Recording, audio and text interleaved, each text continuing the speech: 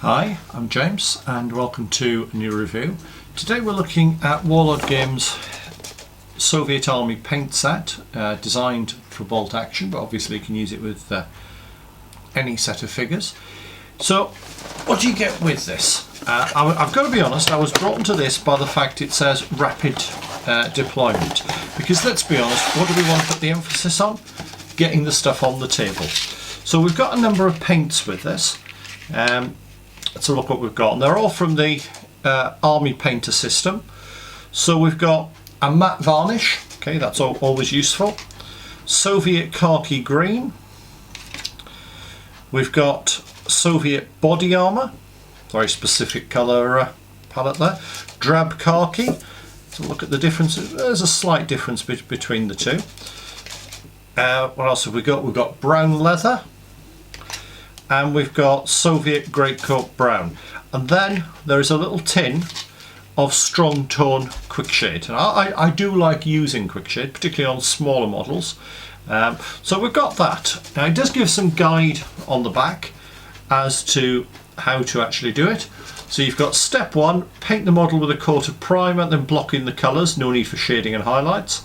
Dip the model into the quick shade, shake off the excess. You'll probably struggle with a small tin there, so you can use the alternatively, which is liberally paint it on with a brush, which is how I tend to do it. Leave for 24 hours to dry, then give it a coat of anti-shine matte varnish, and then finish off with basing materials. Now, it does give a quick guide as well to what colours are used where. So the khaki drab, or drab khaki as it is on this, so they've actually changed the wording slightly. Canteen cover and SMG pouches, okay, that's fair enough. Soviet greatcoat brown, greatcoats and backpacks. Soviet khaki green, uniforms and side caps, yep, that's all making sense. Soviet body armour, helmets, engineers body armour and grenades, yep. Brown leather for the helmet strap, webbing for the belt and pouches. Okay, yeah, that makes sense. And then obviously we've got the varnish and the quick shade. Now what I do find a little bit disappointing with this, it doesn't sort of tell you until you read the small detail that you also need some colours from the core paint set. So you need pitch black for the boots, wood brown for the rifle and SMG stocks, gunmetal, dark gunmetal for the metal weapon elements, and Caucasian skin for the flesh.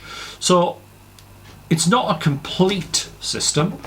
You will need other paints with it, but by the look of it, it looks simple and straightforward. And what we'll do is we'll actually paint up a couple of figures and we'll see how they look in it. So see you in a minute with that. Okay, I didn't have any 25mm bolt action figures handy, well, no Russians anyway. So what I actually did was I used some of the 15mm plastic soldier company figures, which in all fairness, considering I gained more in 15, that kind of makes sense.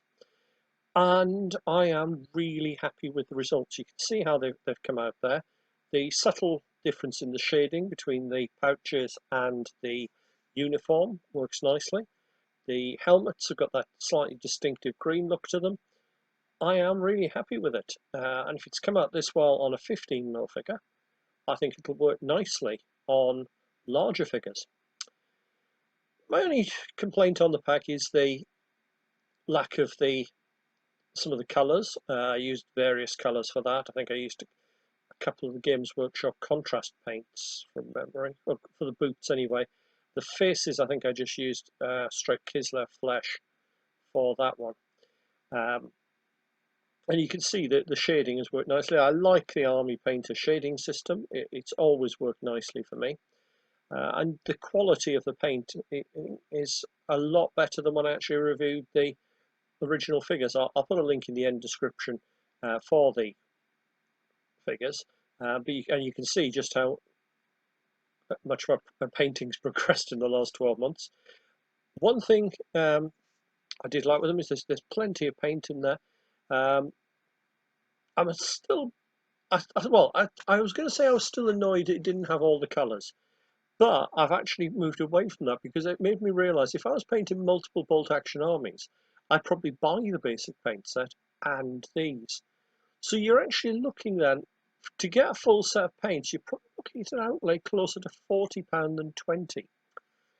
Yeah, that is a lot, but it gives you a good range then, which you could do multiple armies in. So I've been happy with the results. I'll let you make your own decision. Enjoy the pictures of the figures.